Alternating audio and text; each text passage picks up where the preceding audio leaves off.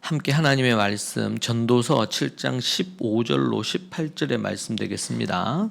함께 보도록 하겠습니다. 전도서 7장 15절로 18절의 말씀 함께 우리 한 목소리로 같이 읽도록 그렇게 하시죠.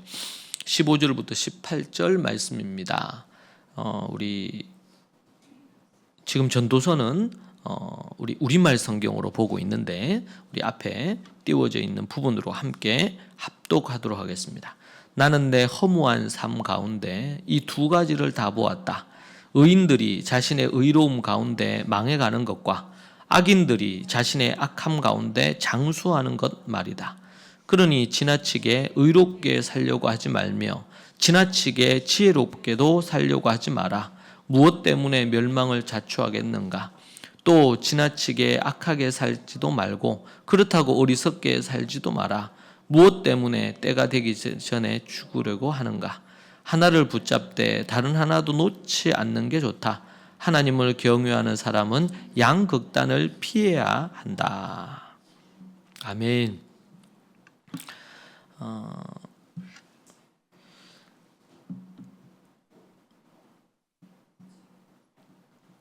지금 우리가 전도서의 말씀을 쭉 살피고 있습니다. 사람들이 보면 세상에 불공정한 거, 불의한 거, 악한 거 이런 것들을 볼 때 세상을 향해 두 가지 반응을 합니다. 하나는 세상을 향해서 지나치게 분노합니다. 어떻게 이럴 수가 있는가? 이런 반응인 것이죠. 이것은 어떻게 보면 자연스러운 반응일 겁니다. 불의하고 정말 말도 안 되는 그런 부분으로 사람들이 고통받고 심지어 폭행이나 죽음을 맞이하게 되는 것을 볼 때 우리는 의로운 분노가 일어나지요. 그런데 그것이 지나쳐서 분노가 지나쳐서 과격해지거나 폭력적이 되어지는 그런 경우들도 보게 됩니다. 어떻게 세상에 이럴 수가 있는가? 이런 부분이죠. 그리고 또 어떤 경우에는 그냥 체념하면서 살기도 합니다. 그리고 또 세상이 다 그렇다 여기면서 자신도 세상에서 그렇게 함께 악하게 살아가는 이런 경우들도 있습니다. 아니, 더 영악하게, 더 머리를 굴려서 더 뭔가 자기의 이익을 얻고 악한 방법을 쓰고 수단 방법을 술수를 써가지고 자신의 어떤 이득, 성공을 추구하는 이런 모습으로 양극단으로 치닫는 경우들도 보게 됩니다. 과연 우리 그리스도인들은 그러면은 그런 상황이 있을 때 어떻게 살아야 되느냐?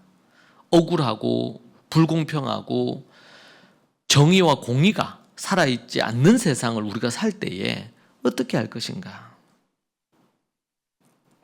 저는 많은 이런 성도들을 오랫동안 상담하면서 발견한 것 중에 하나가 많은 성도들이 자기를 좀 학대하면서 살지 않는가 그런 생각을 하게 됩니다. 왜냐하면 이런 상담을 하다 보면 자신이 범한 어떤 죄에 대해서 회개하고 반성하고 돌이키는 어떤 일련의 과정은 필요하겠는데 지나치게 완벽주의적인 접근으로 자기를 평가하고 그리고 그것을 진정으로 회개하고 돌이키는 자리로 가면 되는데 그렇게 하기보다는 지나친 어떤 의의 기준으로 자기를 학대하다시피 하는 그리고 자기를 용납을 못하는 겁니다. 어떻게 내가 그럴 수가 있는가?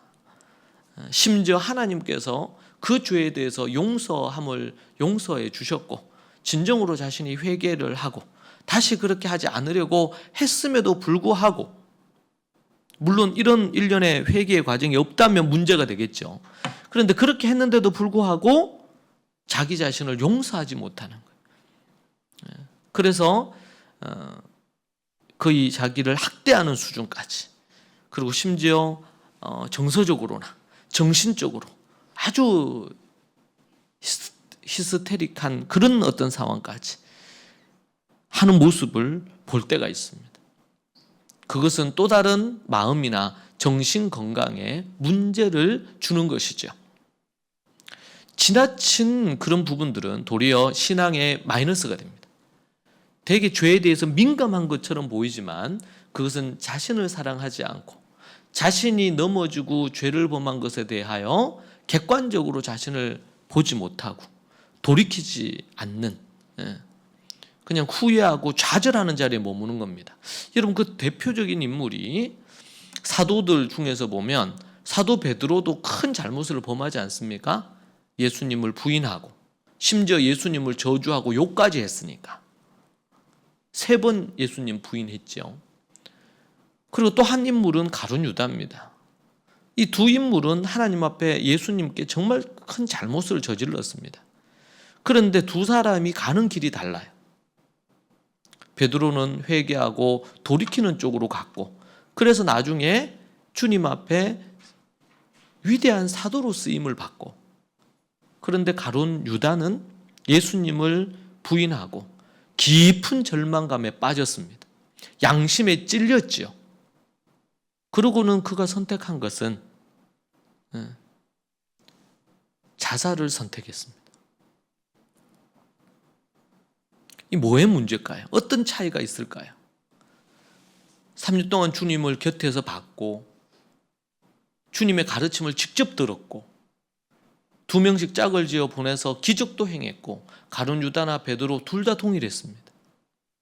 그런데 이 두 사람이 걷는 행보는 완전히 달랐어요. 그리고 가룟 유다는 정말 비참하게 죽음을 맞게 되고, 그리고 영원히 저주받은 인생으로, 예수님이 그래서 얘기합니다. 네가 그 미래를 보신 그분이 그렇게 하지 말도록 권면했지만 예수님이 얘기하기를 그냥 태어나지 않았으면 더 나을 뻔하다. 그렇게까지 예수님이 얘기하실 정도로 안타까운 인생을 살았고 지옥불에 떨어지게 된 것입니다. 사도 중에서 그런 인물이 나오게 되었다는 것이 주는 충격이 있습니다. 그것도 예수님이 리더였잖아요. 예수님이 스승이었잖아요. 그리고 3년 동안 제자 양육을 하지 않았습니까? 그럼에도 불구하고 제자 중에 하나인 가룟 유다는 주님을 버리고 떠났고 사탄의 종이 되면서 비참한 말로를 걷게 됩니다. 우리가 어떻게 하나님 앞에 마음을 갖느냐, 그래서 우리가 어떤 마음밭이냐, 옥토냐, 아니면 어떤 마음밭이냐. 그래서 제가 우리 교육을 할 때도 아이들 어렸을 때부터 마음을 자꾸 다루어 줘야 된다. 지금 뭐 교과나 이게 중요한 게 아니라 마음을 다루어야 된다. 양심적이고 그리고 순종적이고 귀담아 들을 줄 알고 겸손하게.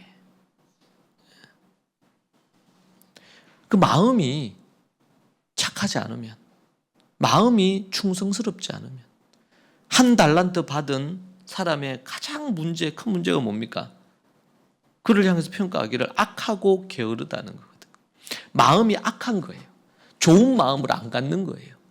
그건 여러분 딱 보면 압니다.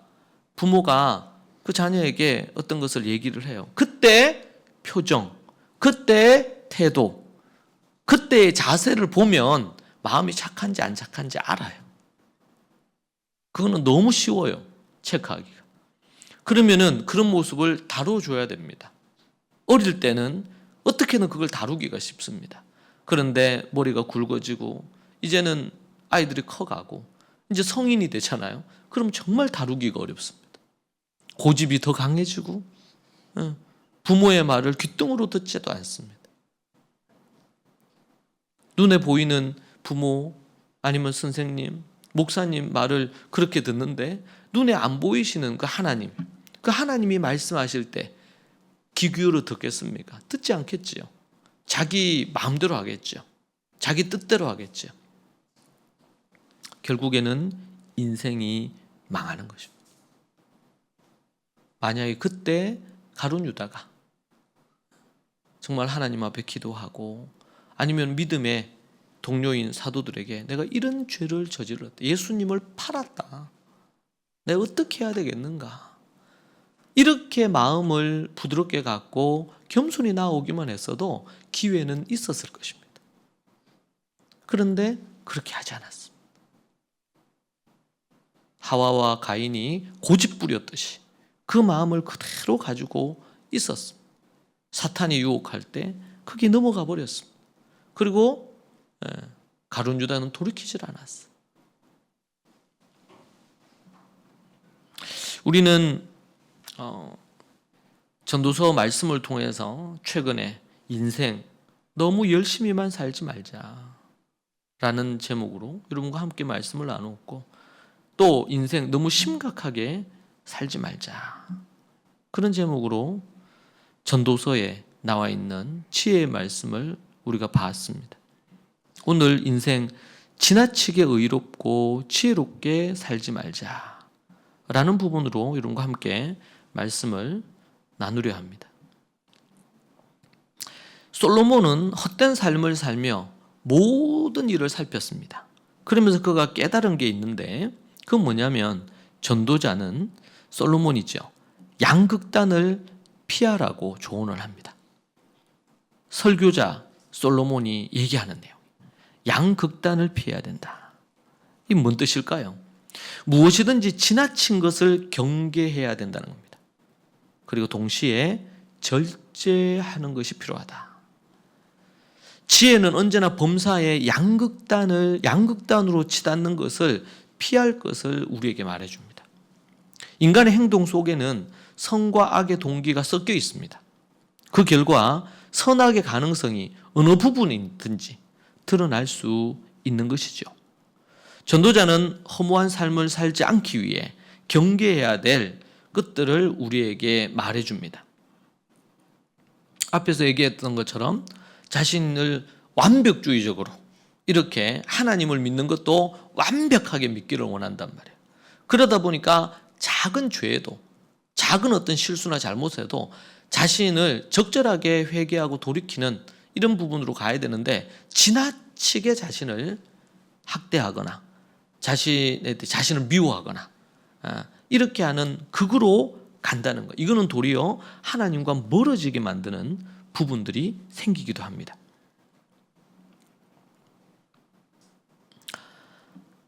우리가 살면서 많은 불공정한 일들을 경험합니다. 착하게 살아도 고난을 당하고 악하게 살아도 잘 되는 경우들을 보면서 왜 이런 일이 일어나는지 의문을 품게 되죠. 그러면 제가 지난번 얘기한 것처럼 규범적 지혜가 있습니다. 착하게 살면 뿌린 대로 거둔다는 개념이죠. 선한 것을 뿌리면 선한 것을 얻게 되는 게 이게 규범적 진리입니다. 그렇죠? 악한 것을 심으면 악한 것을 얻게 되는 거고, 성경의 많은 인물들이 보면 하나님 앞에 선하게 살아서 하나님의 복을 누린 사람들이 꽤 많습니다. 다니엘이 그랬고 믿음의 많은 인물들이 그랬습니다. 근데 악한 나발 같은 어리석은 악한 인물들은 그가 어리석게 악으로 행해서 그 뿌린 대로 거두는 경우죠.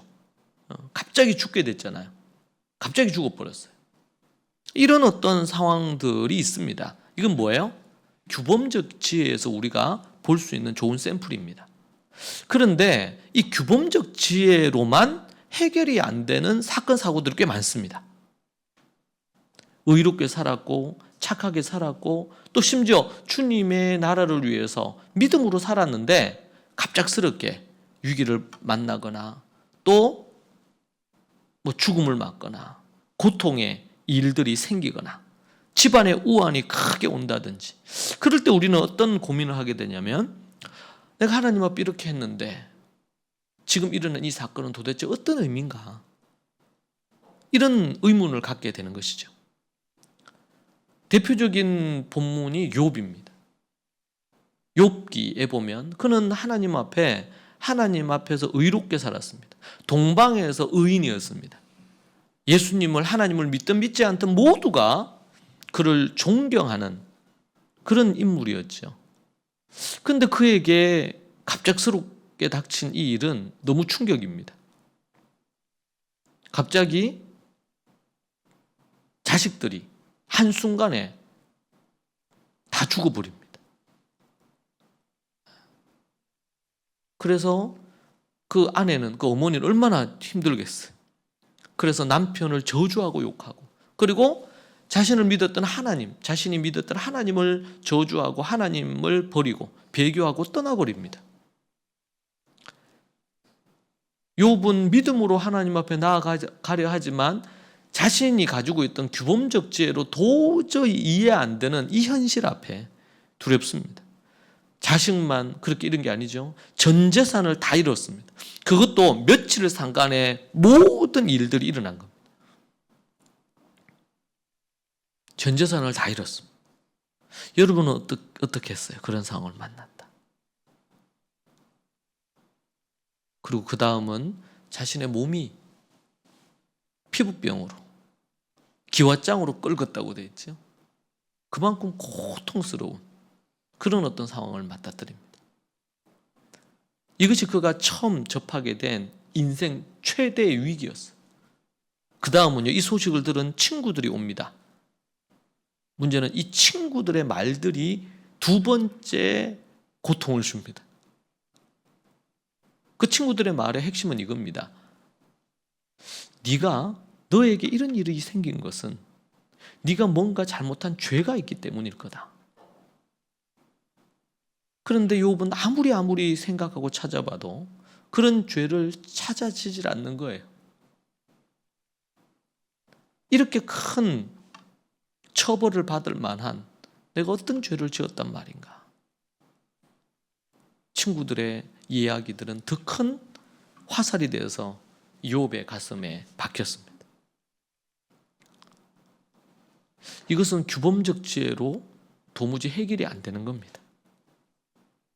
단순한 논리죠. 하나님을 잘 섬기고 믿음으로 살면 복을 받고, 물질적인 복도 받고, 건강의 복도 받고, 무슨 복도 받고. 그런데 그렇지 않으면 그런 복이 아니라 저주를 받고 가난해지고 건강을 잃게 되고, 이런 논리잖아요. 이런 논리예요. 이게 틀린 건 아닐 거예요. 그러나 이것이 100% 또 맞는 건 아니라는 거죠. 그런데 우리는 요 도식으로 늘 얘기하는 거예요. 요 도식으로. 여러분, 이거는 참 위험한 일입니다. 이렇게 되면 결국에는 판단하고, 지금 욥의 친구들이 했던 것처럼 판단하고 정죄하고 이렇게 몰고 가는 거예요. 그죠? 그래서 우리가 욥기도 그렇고 이 전도서도 그렇고 이 말씀들이 정말 중요하고 필요해요. 그리고 신약의 말씀에서도 이러한, 요번에 제가 이 전도서를 연구하면서 이 전도서를 바탕으로 한, 전도서가 베이스가 된 신약의 성경 구조들이 정말 많더라고요. 너무 많아. 그런데 우리가 어떤 끼고 있는 안경, 기독교는, 교회는, 성경은 의롭게 살면 복을 받고 그렇지 않으면 저주를 받는다 라는 어떤 기본적인 안경으로 이제 우리가 성경을 볼 가능성이 있죠. 그런 관련된 설교만을 듣게 되면 우리는 그것이 하나의 안경, 세계관이 되고 그것으로 모든 것을 보려고 하는 것들이 생깁니다. 그러다 보니까 많은 크리스찬들이, 저를 포함해서 갖는 일반적인 입장이 뭐냐면 뭔가 쉽게 판단하고 정죄하는 겁니다. 이것은 우리가 한번 우리 자신을 돌아봐야 될, 그리고 교회가 생각해 봐야 돼. 과연 하나님이 원하시는 건가, 그런 것들이. 때로 성경에서는 그런 죄에 대해서 강도 높게 책망하거나 이런 대목들이 또 있습니다. 그런 것들이 없는 건 아니에요. 그러나 그것이 오늘 성경 말씀처럼 양극단으로, 극단적인 입장을 갖는 것은 매우 위험하다. 여러분의 말의 습관에서, 아니면 여러분의 마음에서 뭔가를, 어떤 사람을 보든 어떤 사건을 보든 간에, 사건을 보든 간에 그런 어떤 부분으로 비판하거나 판단하는 부분으로 가는 것은 우리가 지양해야 돼. 우리가 따르지 말아야 될 하나의 패턴입니다.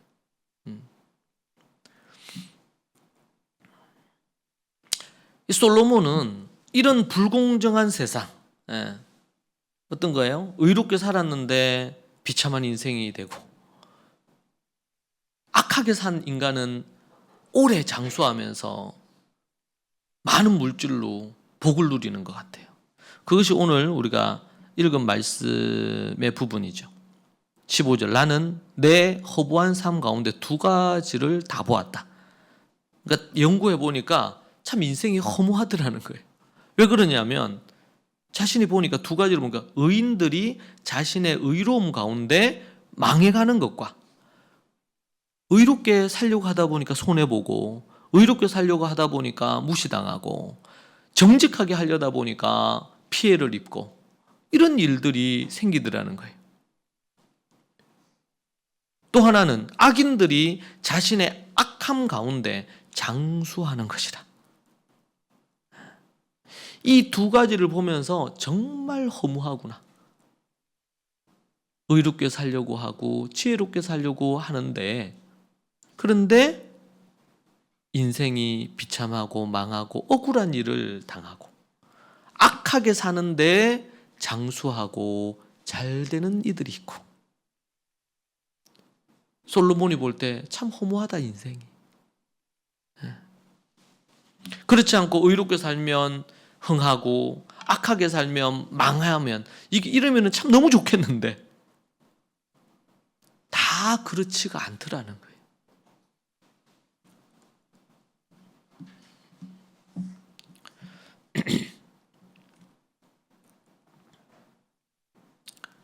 그래서 얻는 결론이 모든 것이 헛되더라, 그렇게 얘기를 합니다.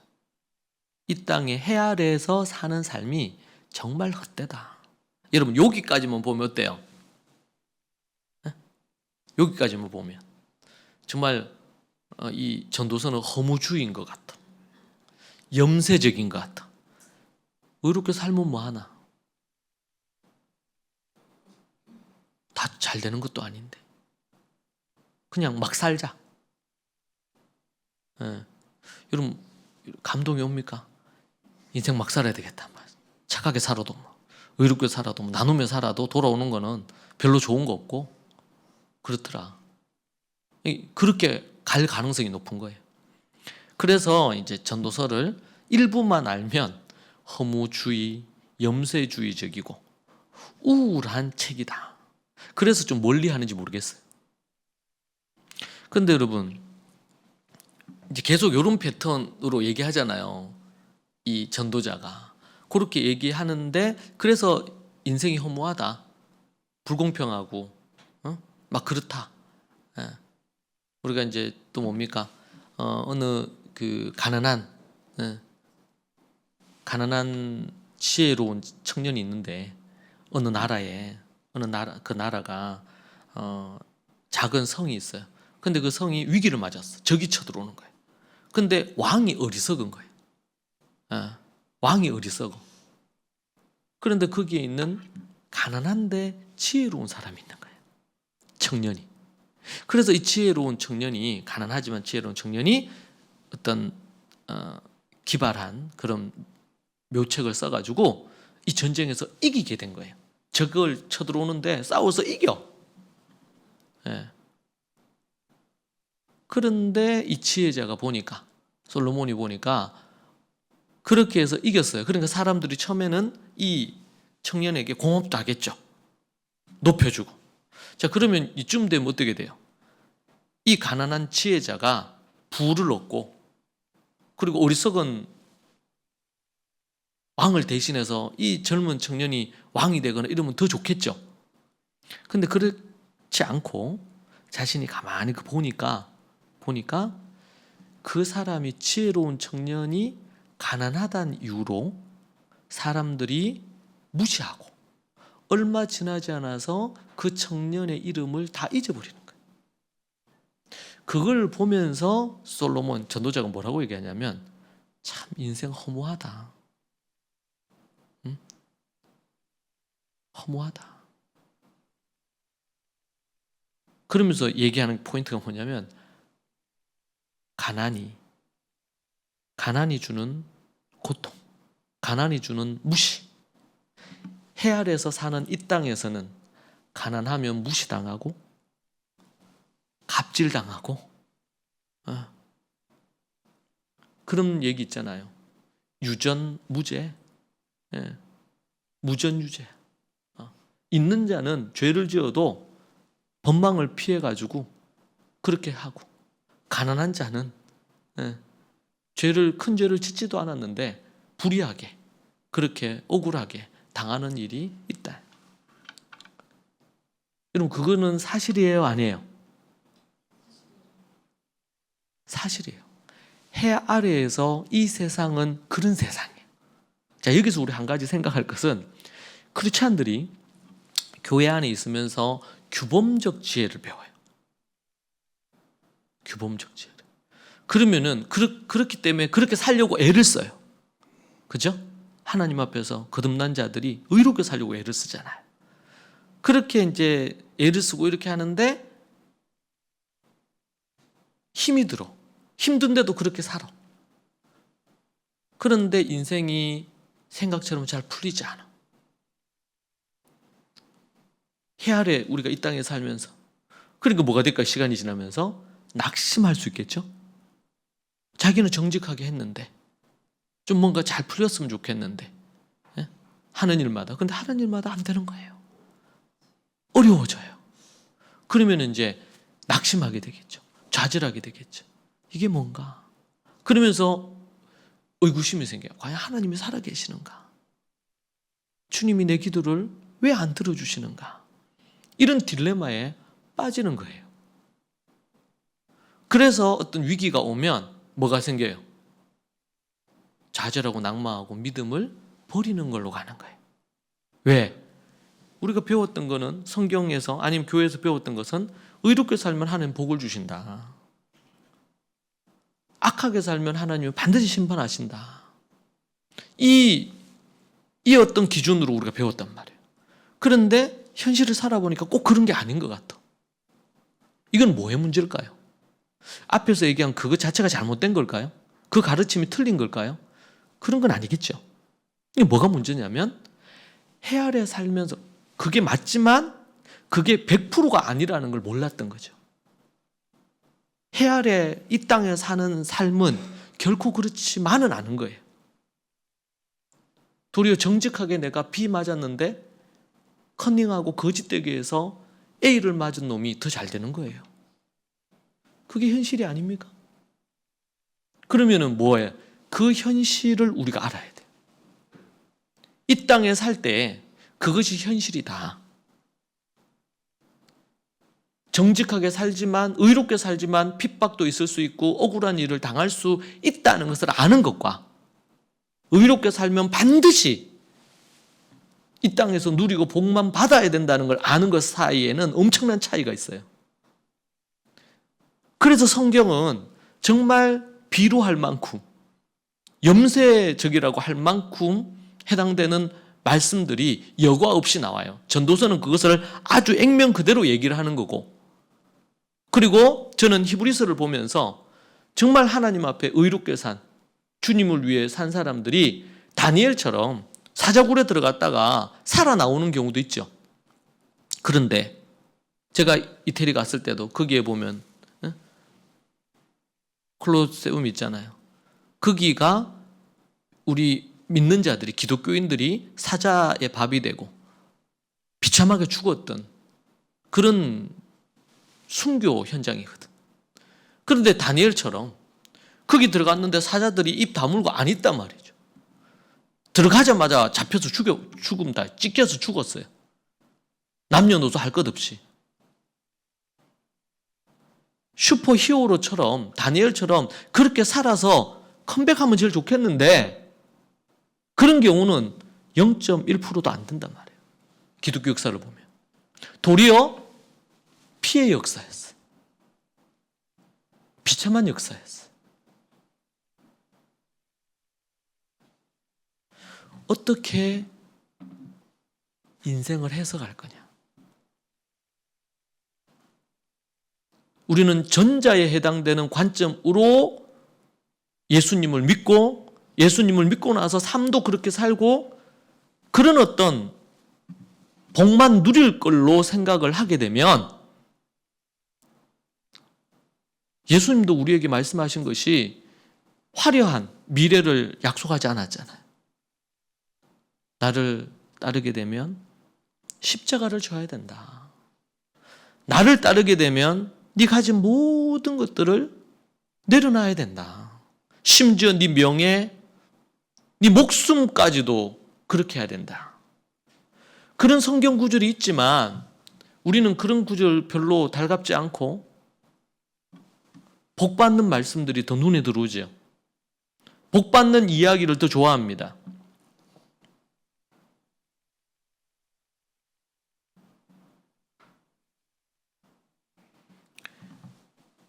주님을 섬기며 주님을 의지하면서 받는 복 그 자체가 그 가르침이 잘못됐다는 게 아니라 균형을 잃은 것이 잘못된 겁니다. 그것과 더불어 동전의 양면처럼 의를 행하지만 핍박받을 수 있고 사자굴에 들어갔을 때 죽을 수 있고 예수님 믿는 것 때문에 화형으로 불타 죽을 수 있고 그럴 수도 있다 라는 전제가 없었기 때문입니다. 많은 성도들도 그렇지만 교회를 다니는 아이들이 한국교회가 지금 엄청 배교하고 떠나게 되는 그 밑바닥에도 저는 이런 요소가 있다고 생각합니다. 이제 대학 들어가서 살아보니까 경쟁이 심하고 어떻게든 취업도 해야 되겠고 이렇게 해야 되는데 그러기 위해서는 수단과 방법을 가리지 않아야 된다. 제가 개인적으로 그걸 알게 된 사건이 어떤 거냐면 재판하면서였어요. 재판하면서. 억울하게 여러 재판을 하게 됐죠. 저에 대해서 음해하는 그런 인터넷 글 때문에 재판하게도 됐고 또 대구교회 같은 경우에는 교회에서 그 건축할 때 정말 재판하게 됐습니다. 그때 이제 법원에 가고 또 이제 재판 어떤 과정을 지켜보고 이렇게 하면서 이제 양쪽에서 재판이 고소가 되고 이렇게 되면 이 양쪽에서 뭐 변호사를 사든 어떻게 하든 간에 조서를 써서 내잖아요. 입장문을. 그런데 저도 그런 유혹이 오더라고요. 거의 이제 제가 저쪽 입장에 관련된 걸 변호사가 저한테 주는데 그걸 봤는데 거의 99%가 소설이에요. 재판은 무조건 이겨야 되거든요. 이기기 위해서라면 거짓말로 다 도배를 하는 거예요. 그전까지만 해도 저는 재판을 하면 재판에서 판사가 진실을 가려주는 곳이 재판이다 이렇게 생각을 했단 말이에요. 세상을 너무 모르는 목사였죠. 근데 제가 그걸 보고는 너무 충격받았어요. 없던 일도 적어놓고 뭐 그냥 소설을 하나 쓴 거예요. 그때 어땠을까요? 그래서 제가 너무 충격을 받았어요. 너무 화가 나죠. 왜? 세상이 이런지를 몰랐던 거예요. 세상 모르는 목사였던 거예요. 그때 이제 세상을 알았어요. 이게 세상이구나. 그러면 우리도 글을 써서 우리 입장을 내야 될 거 아니에요. 우리 판사한테 내야 되거든요. 그러니까 그거를 내면은 그것을 이제 변호사들이 변호를 하고 그리고 판사님들이 그것을 갖고 뭐가 진실인지를 찾아가야 되는 거예요. 그런데 얼마나 판사를 설득을 잘하느냐, 이 내용이 진실이냐 사실이냐 이건 별 필요가 없어요. 그거는 개나 줘버리고 뭐가 중요하냐면 얼마나 설득력 있게 판사님을 그거 할 수 있는 논리적으로 근거를 갖고 증거를 대서 그렇게 할 수 있느냐 이 싸움이에요 결국에. 정신이 번쩍 들더라고요. 돈은 한 2억 정도 뭐 돈을 더 달라 하는 거 우리가 더 못 준다. 이런 것 때문에 이제 하면서 모든 공정을 중단시키고 그러고 나서 이제 어려움이 생기기 시작한 거고 그렇게 이제 재판이 진행된 거죠. 이제 그런 부분으로 해서 참 그래도 기적적으로 감사하게도 재판에서 우리가 이제 이기게 된 건데 그때 저도 거짓말하고 싶더라고. 왜냐하면 99%의 거짓말로 된 그걸 받고 나니까 손이 떨리는 거예요. 왜냐하면 이 부분을 만약에 이제 판사가 인정을 하게 되면 교회가 너무 어려워지겠죠. 가뜩이나 지금 못 들어가는 것 때문에 이걸 못 들어가는 그 기간에 경제적인 어려움을 하면 이게 매덕이 손실이 있고 왜냐면 못 들어가고 우리가 있던 곳은 팔았고 그러면은 다른 장소를 빌려서 해야 되니까 거기에 매달 또 돈이 월세가 나가야 되고 그리고 이자는 이자가 나가는 상황이고 그 재판은 재판대로 들으니까 이 변호사 비용은 또 들고 제 기억으로 그때 변호사 비용만 해서 한 800, 900 들었던 것 같아요. 이제 그걸 우리가 다 이제 교회가 해야 되는 거잖아요. 근데 이제 저쪽에서 2억을 요구했고 만약에 재판이 지게 되면 재판 비용, 상대 재판 비용부터 시작해가지고 그 돈을 또 지불을 해야 될 거고 이게 참 많이 어려운 거예요. 그래서 저도 그렇고 기억을 더듬어서 모든 진행 과정에 대한 거를 우리 건축위원들하고 해서 이제 써서 냈어요. 그러니까 결국에는 최종으로 써서 저도 쓰고 우리 실행했던 분들이 쓰고 이렇게 한 걸 하고 최종 넘길 때는 제가 마지막 검토를 하고 넘겨야 되잖아요. 그때 이제 어떻게 넘길 거냐. 그런 소위 말해서 그런 거 소위 양념, 거짓말로 이런 거 저런 거 조금이라도 이런 걸 안 치고 그대로 넘길 거냐. 그런 거에 갈등을 안 했다면 거짓말이겠죠. 그런데 할 수 있는 대로 1%의 거짓 없이 내도록 하고 그리고 어떻게든 증거를 찾아야 되는 거예요. 증거 찾기 위해서 새벽까지 막 증거를 찾기도 하고 왜냐하면 뭘 했다고 하는데 저쪽에서는 거짓말로 얘기를 했으니까 그럼 그러면은 그게 아니라는 걸 증명을 해야 되는데 증명할 수 있는 거는 말로 하는 게 어렵잖아요. 결국에는 그때 했던 영수증이 있어야 되고 관련 뭐 이런 자료가 있어야 되거든. 그때 이제 결정적으로 그 아무리 찾아도 없는데 결정적으로 바로 이제 임박해가지고 이제 영수증을 찾게 된 거예요. 그렇게 해서 재판, 2건의 재판이었습니다. 2건의 재판. 한 건은 그 업자가 낸 그하고의 재판이고 하나는 그 이후에 또 거기 그 설계 사무소 쪽하고 설계 사무소 쪽이 또 이제 그걸 한 거예요. 그렇게 해가지고 원래 우리가 약속했던 거 있거든요, 금액이. 근데 그 금액 그런 얘기 한 적이 없다는 거예요. 그렇게 하니까 그 설계 비용 자체도 좀 정확하진 않은데 한 뭐 몇 배로 뭐 5배 이상 이렇게 올라가는 거예요. 그런 부분에서 이게 영수증이 있어야 되거든요. 얘기했다는 거에 대한 계약서 있고 영수증이 있어야 되니까. 그 1년의 과정을 거치면서 기적적이었는데 그러면서 그때 제가 뭐 경찰서에 갈 일, 뭐 그 법원에 갈 일이 뭐가 있었겠어요. 살아오면서. 근데 이제 그런 일을 겪으면서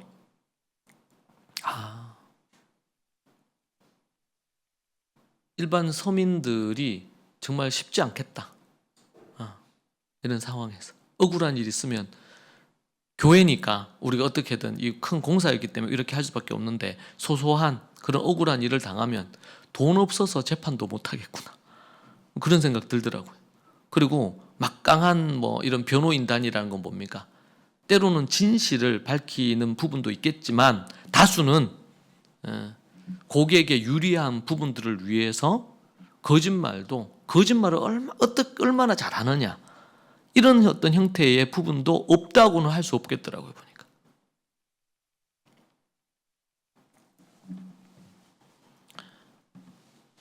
우리가 불공정한 이 세상을 우리가 살아가는데 세상을 해 아래 세상을 결코 핑크빛으로 봐서 안 됩니다. 우리 자녀들이 이 세상을 살 때 이미 딱 대학 들어가면서부터 시작해서 불공평하고 불공정한 불평등한 세상에 그 전쟁터에 나가는 거거든요. 그때 그러면 어떻게 할 거냐? 성경이 전도서가 이렇게 세상이다. 그 얘기를 하고 그리고 나서 그다음 뭐야? 우리에게 얘기하는 게. 그러니 16절 지나치게 의롭게 살려고 하지 말며 지나치게 지혜롭게 살려고 하지 마라. 무엇 때문에 멸망을 자초하겠는가? 얘기합니다. 이 말은 뭐냐면요. 세상이 그렇다. 불공평하고 불공정하다. 그렇기 때문에 세상이 평등하고 공정할 거라 생각하지 마라. 그 생각을 하면 힘들고 어렵고 고통스럽다는 거예요. 세상이.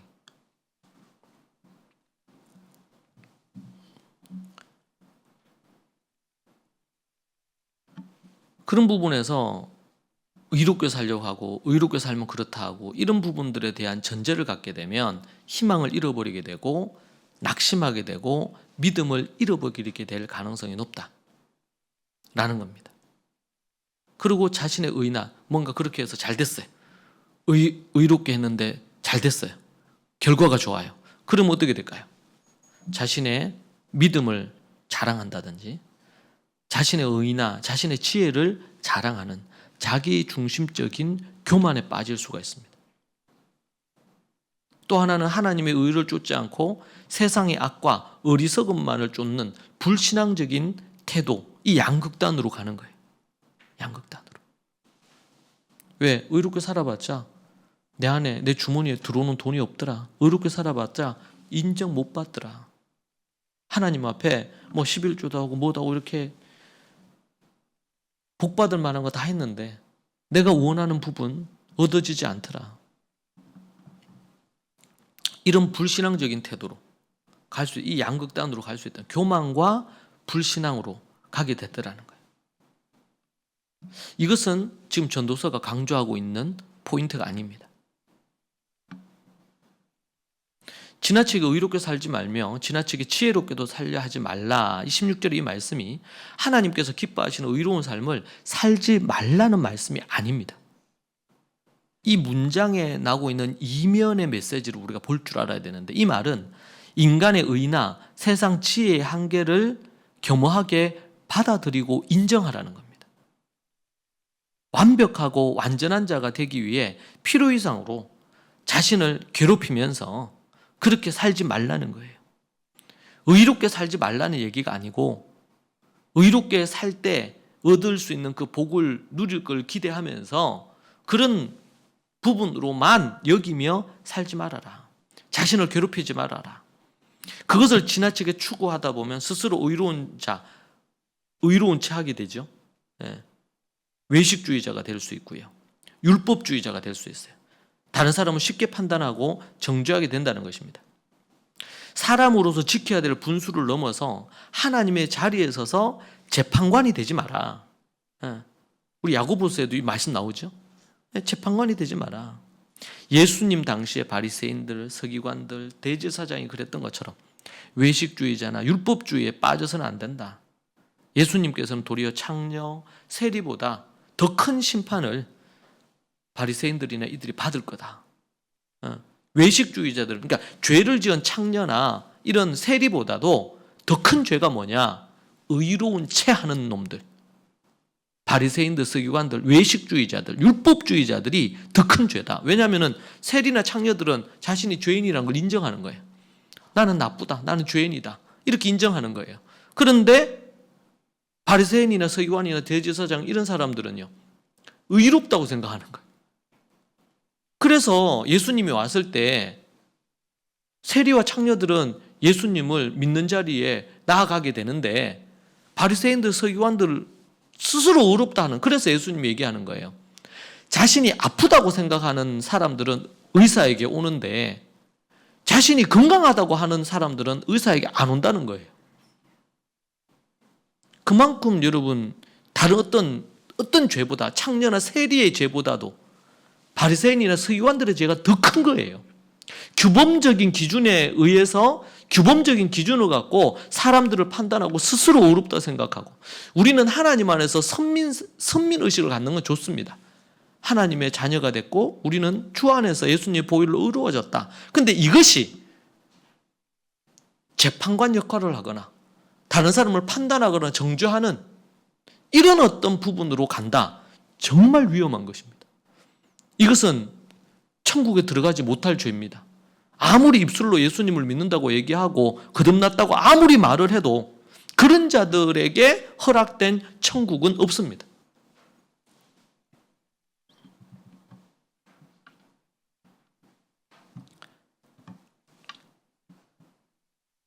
의로운, 하나님을 기쁘시게 하는 의로운 삶을 살지 말라는 얘기가 아니라, 해 아래 세상이 그렇게 불공정하고 불평등하고 악하기 때문에 자신을 지나치게 의롭게 하려고 하고 다른 사람을 정죄하고 판단하는 이런 외식주의와 율법주의적인 접근으로, 심지어 어떤 경우는 자기를 학대하거나 아니면은 자기를 의롭다고 여기면서 자기를 높이거나 이런 교만에 빠지지 말아라. 그렇게 이야기합니다. 제가 세상에도 그런 말이 있죠. 정말 너무 깨끗한 물에는 물고기가 못 산다고 하죠. 너무 깨끗한 물에는. 이 말이 우리가 깨끗하게 살지 말아야 된다는 게 아니라, 정말 이 땅에서, 해 아래에서 완벽하게 100% 순수한, 푸어한 그런 부분이 있을까요, 없을까요? 없어요. 이걸 인정을 해야 돼요. 제가 예전에 이제 어떤 일이 있었냐면, 제가 면도를 열심히 하고 제 성격상 뭐 또 한다 그러면 막 면도도 정말 끝을 보면서 면도를 합니다. 뭐라도 좀 찝찝한 게 있다 그러면 막 주로 칼면도 했단 말이에요. 근데 면도를 했는데 자꾸 뭐가 몽울이 생기는 거예요. 이 면도한 자리에. 이상하다. 그러니까 몽울이 생기니까 칼을 못 하잖아요. 피가 나잖아요. 그래서 이제 병원 갔어요. 병원 가니까 의사 선생님이 하는 말이, 면도를 어떻게 하시냐. 정말 온 힘을 다해서 면도를 한다 그랬죠. 그러니까 선생님 하시는 말씀이, 그렇게 해서 이게 생겼다는 거예요. 이게 모낭염이라는 건데 너무 딱 돼가지고 이렇게 면도를 하면 이 모낭염이 생긴대. 저는 그때 처음 알았어요. 그래서 앞으로 칼면도기 쓰지 말라는 거예요. 그냥 그 전기 면도기 이렇게 하고, 그리고 뭔가 좀 찝찝한 게 해서 약간 까끌 그런 게 있어도 하되, 막 그 이제 전기 면도기로 해도 어떻게든 뭐 이렇게 또 하려고 하는 게 성격이 그렇게 되더라고요. 근데 그렇게 하지 마시라. 그렇게 하면 이게 안 없어진다는 거예요. 그러면서 그때 저는 오래전에 이야기인데 너무 충격받았어요. 아, 그럴 수 있겠다. 우리가 물론 하나님 앞에 의롭게 살고 거룩하게 살기 위해서 그렇게 정결하게 살아야 되죠. 뭐 이렇게 죄를 짓고 마음대로 살라는 얘기는 아니겠죠. 솔로몬이 얘기하는 게. 그런데 자신이 할 수 없는 어떤 성을, 이상을 자꾸 자신을 닥달하거나 아니면 누군가를 닥달하거나 이렇게 하면서 하게 되면, 저는 그때 이제 그런 깨달음을 얻었어요.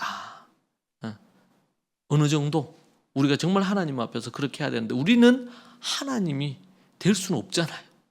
우리가 완벽할 수가 없잖아요. 성령의 능력으로 우리의 한계를 뛰어넘을 수는 있죠. 그런데 뭐예요?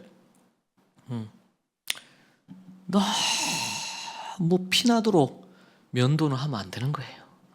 그러면은 염증이 생기고 몽울이 그때만 여러 개가 생긴 거예요. 근데 이제 그렇게 안 하고 또 약 먹고 치료하고 이렇게 하니까 이제 괜찮아졌어요. 그러니까 지금은 없어요. 지금 없어요.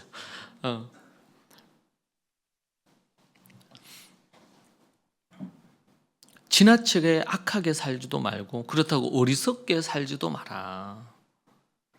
그러니까 반대로 스스로 타락하거나 부패한 인생을 살지 말라는 거예요. 의도적으로 끔찍한 악행을 저지르지도 말고, 극단적인 악행을 저지르지 말아라. 죄를 범하여 어리석음에 빠져서 하나님의 심판에 이르게 되지 말아라. 이 말은 적당히 죄를 행해도 괜찮다 이렇게 해석하면 안 돼요. 전도자의 의도는 선을 행한다는 명분으로 교만해지지 말아야 되고, 그렇잖아요. 우리가 선을 행하면서 교만해질 수 있잖아요. 자기가 뭐 어떤 거룩하고 정결하게 한번 살았어.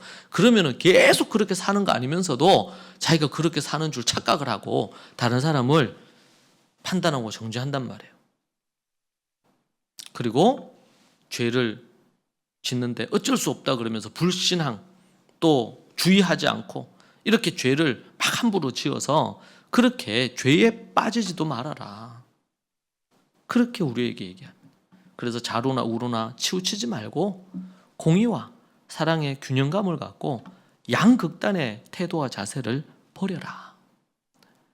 바울은 얼마나 의로운 사람입니까? 근데 그가 뭐라고 얘기합니까?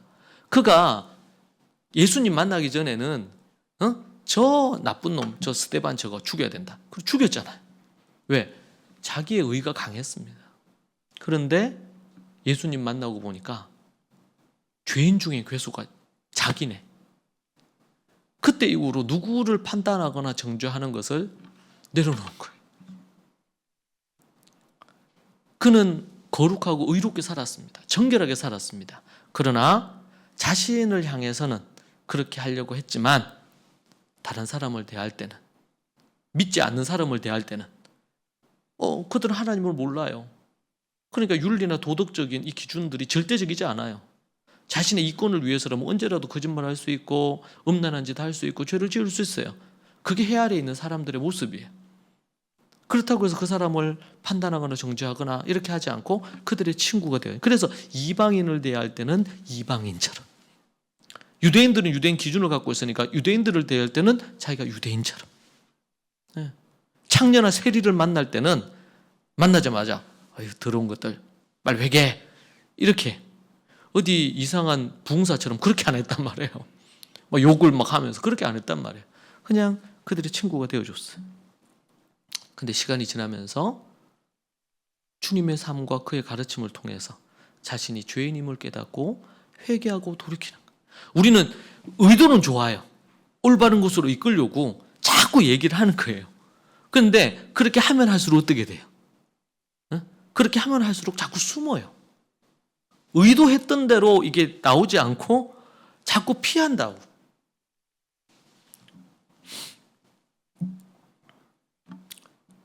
성경은 우리에게 극단적인, 세상에 노는 이런 데서는 이제 중도를 얘기해요.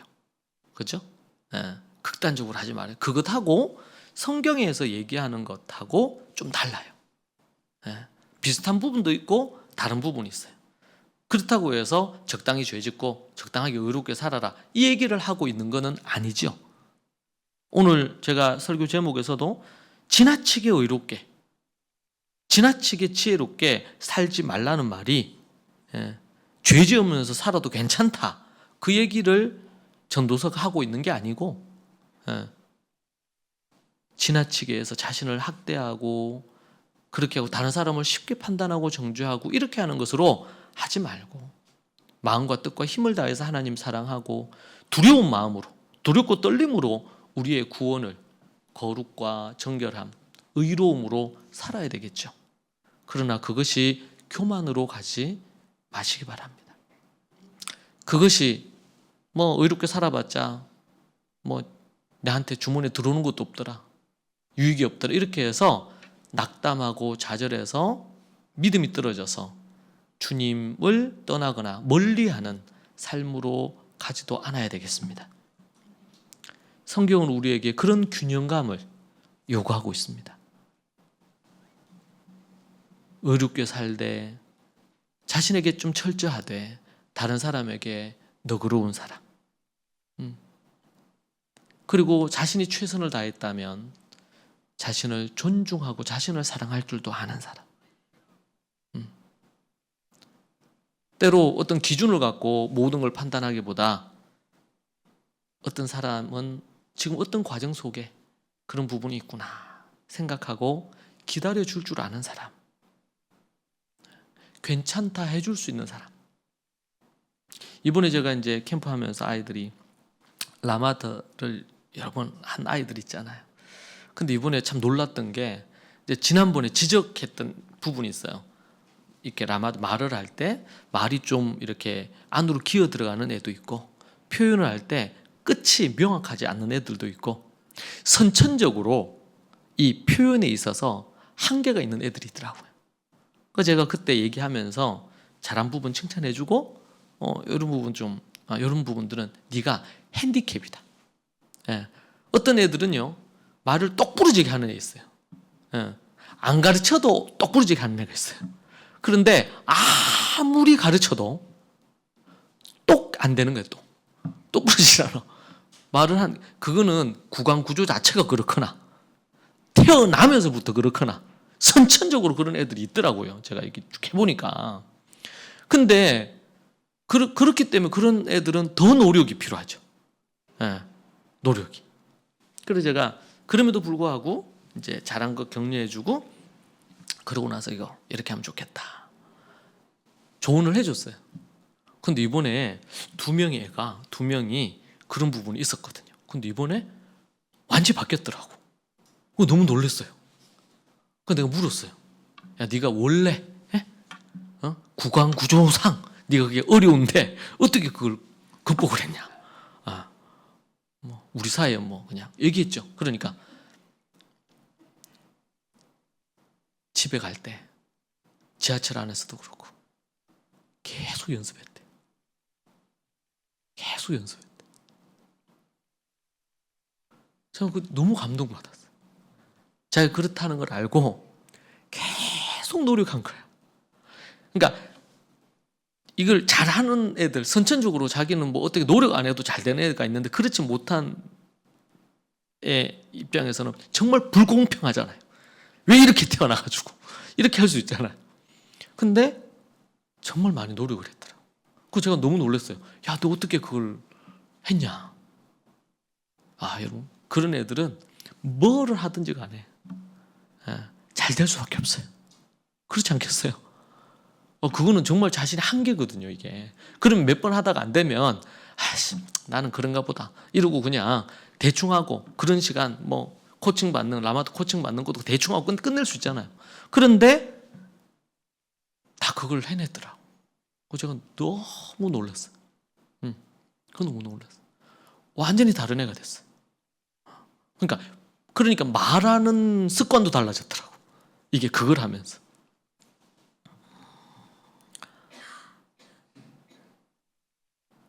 누구나 부족한 부분이 있죠.